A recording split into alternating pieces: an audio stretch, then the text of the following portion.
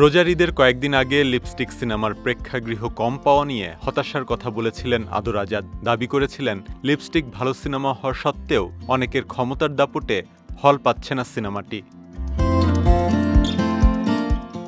ঈদের সিনেমা মুক্তির প্রথম সপ্তাহে ৭টি হল পেয়েছিল লিপস্টিক, দ্বিতীয় সপ্তাহে সেটি বেড়ে হয়েছে ১১টি। সিনেমার অভিনেতা ও প্রযোজক আদর আজাদ জানিয়েছেন ২৬ এপ্রিল অর্থাৎ তৃতীয় সপ্তাহ থেকে সিনেমাটি আরও বেশি সংখ্যক প্রেক্ষাগৃহে মুক্তি পেতে যাচ্ছে। এ নিয়ে ২২ এপ্রিল একটি স্ট্যাটাস দিয়েছেন এ অভিনেতা প্রযোজক। আদর আজাদ লেখেন, ঈদের আগে বলেছিলাম আমাদের লিপস্টিক সিনেমাটা দ্বিতীয় সর্বোচ্চ হল পাবে, এটা বলেছিলাম আমাদের কন্টেন্টের জোরে। একটু দেরি হলেও কথা কিন্তু সত্য।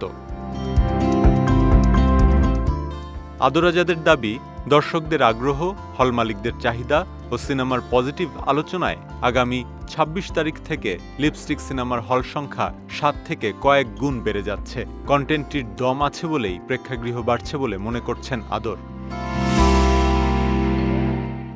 লিপস্টিক সিনেমাটি একটি সাইকো থ্রিলার রোমান্টিক সিনেমা, যে গল্পে আদরের সঙ্গে আছেন পূজা চেরি। ওয়ালটন ফ্রিজ কিনে অনেকের মতো আপনিও হয়ে যেতে পারেন মিলেনিয়াল।